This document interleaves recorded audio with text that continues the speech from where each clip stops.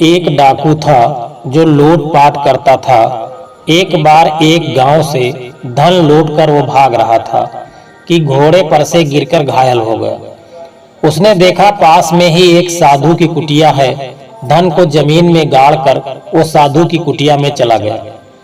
साधु रात्रि भोजन करने के लिए बैठे ही थे कि दरवाजे पर दस्तक सुनाई दी। उन्होंने कहा, जो भी कोई है अंदर चला आए।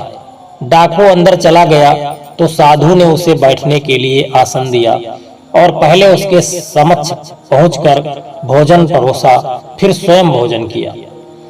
साधु ने उसे भोजन प्रारंभ करने को कहा कि आप अतिथि हैं, इसलिए ईश्वर के समान हैं, आप पहले भोजन करना आरंभ कर दें। डाकू को आज तक किसी ने इतने सम्मान से न कहा था और न ही खिलाया था। डाकू ने भोजन किया। साधु ने एक चटाई उसके लिए बिछा दी और कहा, रात में आप कहाँ जाइएगा, यहीं पर रुक जाइए और विश्राम करिए। डाकू थोड़ा घायल था तो चलने में उसे तकलीफ हो रही थी। जैसे ही साधु को उसके जख्म का पता चला, उसका उपचार करने लगा। कुछ पत्तों को पीसकर उसका रस लेप किया, एक कपड़े से उसके जख्म पर बांधा और सहारा देकर उसे चटाई पर लिटा दिया। डाकू साधु की उदारता को देख करके बहुत ही प्रभावित हुआ। उसने कहा, बाबा आप कितने अच्छे हैं और कितने उदार व्यक्तित्व के स्वामी हैं। आप में दया की भावना है। क्या आपको कभी भी धन की अभिलाषा नहीं हुई? धन का कभी आपको लालच नहीं होता? साधु बोले, धन तो नश्वर है बालक। जो चीज नष्ट हो जाए उसके लिए लालच करना विनाश की ओर अग्रसर होना है। लालच करना है तो उन अनश्वर, अनादि और अविनाशी ईश्वर का करो जो एकमात्र सत्य है। डाकू को साधु की बातें सुन करके खुद पर बहुत बड़ी लज्जा आ गई। उसने आज तक चोरी डाका जैसे बुरे कर्म ही किए थे, फिर भी उसके जीवन में शांति और संतुष्टि नहीं थी।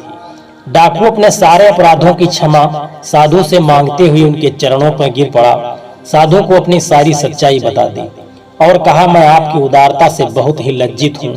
खुद की नजरों में आज से और अभी से सब कुछ छोड़कर एक अच्छा इंसान बनना चाहता हूँ। साधु विनम्रता से बोले, भगवत गीता में स्वयं ईश्वर कहते हैं, यदि कोई अतिशय दुराचारी भी अनन्य भाव से मेरा भक्त होकर मुझको भजता है तो वह साधु ही मानने योग्य है। तो बालक जब जागो तभी सवेरा है।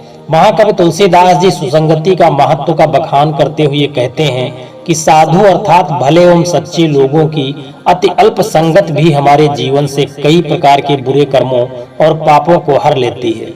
ज्ञानी साधु की संगत से हमारे अनंत कोटि जन्मों के अपराध नष्ट हो जाते हैं और केवल प्रारब्ध कर्मफल ही शेष रह जाता है।